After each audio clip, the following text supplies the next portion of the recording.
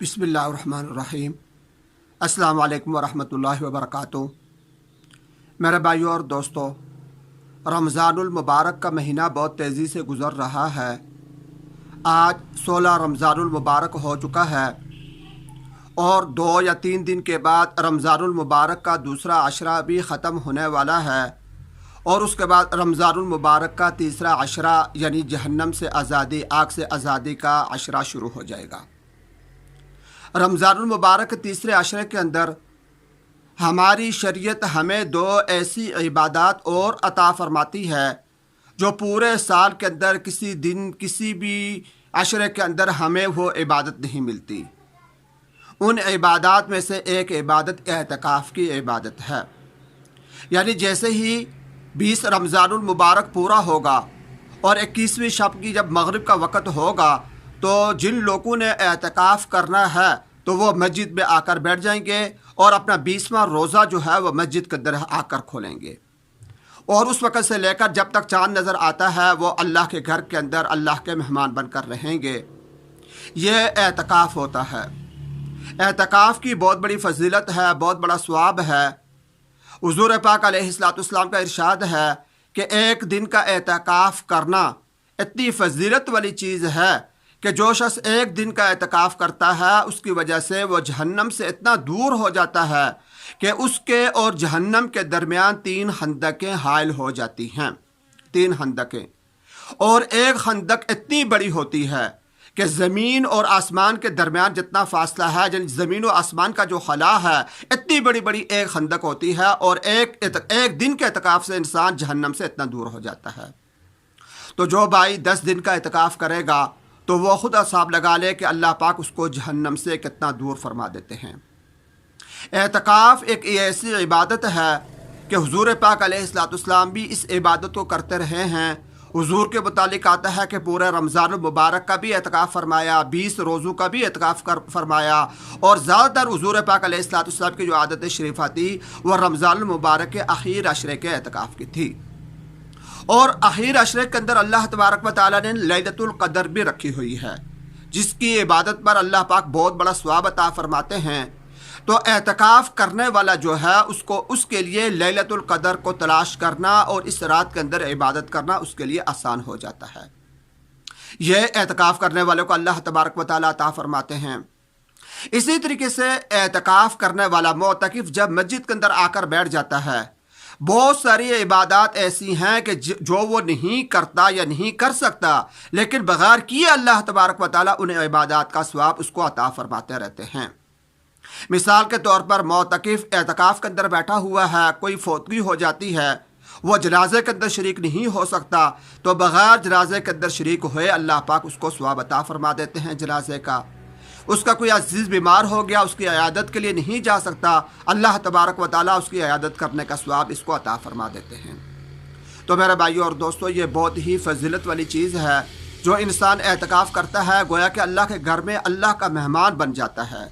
और मोअतकिफ़ करने वाले को एक फ़ायदा ये भी मिलता है कि वो गुनाहों से बचा रहता है कि जब वो अल्लाह के घर के अंदर रहेगा, हर वक्त नमाज रोज़े के अंदर लगा रहेगा, कुरान की तिलावत, ज़िक्र, अज़कार ये करता रहेगा, तो वो गुनाहों से भी बचा रहेगा। तो ये बहुत बड़े फ़ज़ाइल हैं एहतिकाफ़ करने वालों के लिए।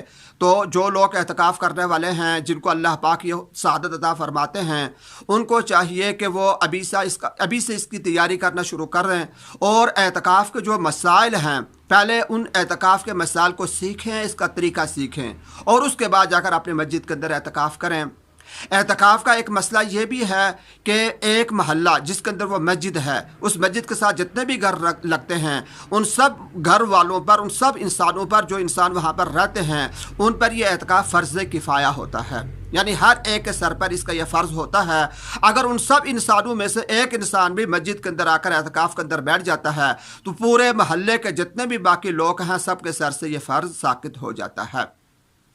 और इसी तरीके से जो एहतिकाफ़ करने वाला है उसके लिए सबसे ज़्यादा जो ज़रूरी चीज़ है वो ये है कि मस्जिद की जो हुदूद है, जिसको मस्जिद कहते हैं, जहाँ पर इंसान नमाज़ पढ़ता है, जूते पहनकर जहाँ पर नहीं जा सकता, तो उस हुदूद के अंदर अपने आप को पाबंद रखे एहतिकाफ़ करने वाला, बग़ैर किसी ज़रूरत के उस जगह से बाहर एक कदम भी ना निकाले।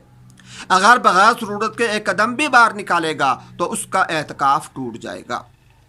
ضرورت کے اندر موٹی موٹی 4 چیزیں آتی ہیں، میں آپ کے سامنے بیان کر دیتا ہوں کہ کن ضروریات کی بنا پر معتکف مسجد سے باہر نکل سکتا ہے۔ سب سے بڑی چیز جو ہے ایک تو استنجا ہے، یعنی پیشاب وغیرہ کرنے کے لیے، استنجا کرنے کے لیے جانا، اور دوسری چیز وضو کرنا ہے کہ معتکف کو جب بھی کوئی ضرورت پیش آئے وضو کرنے کی، یعنی جب اس کو وضو کرنے کا ارادہ ہو تو وضو کرنے کے لیے بھی مسجد سے نکل سکتا ہے اور اپنا استنجا کرنے کے لیے بھی مسجد سے نکل سکتا ہے۔ یہ 2 ضروریات ایسی ہیں کہ یہ ہر معتکف کو ہر وقت کسی وقت بھی یہ ضروریات پیش آ سکتی ہیں، اور ان ضروریات کے لیے معتکف بار بار مسجد سے نکلتا رہتا ہے۔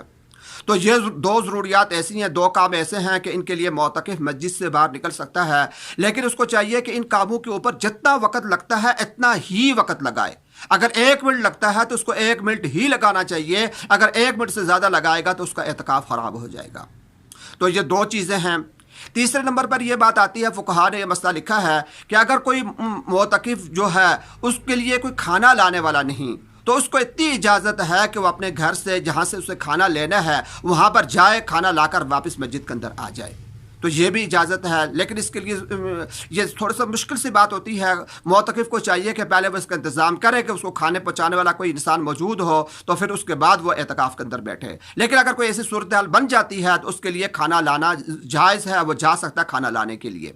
یہ 3 چیزیں ہو گئی۔ اور تیسری چیز یہ ہے کہ اگر معتکف کسی ایسی مسجد کے اندر بیٹھا ہے جو جمعہ مسجد نہیں ہے، اور اعتکاف کے دوران جمعہ بھی 1 یا 2 جمعے بھی آتے ہوتے ہیں، تو اگر وہ جمعہ مسجد کے اندر جمعہ پڑھنے کے لیے جانا چاہتا ہے تو اس کے لیے وہ جا سکتا ہے، اس کے لیے اجازت ہے۔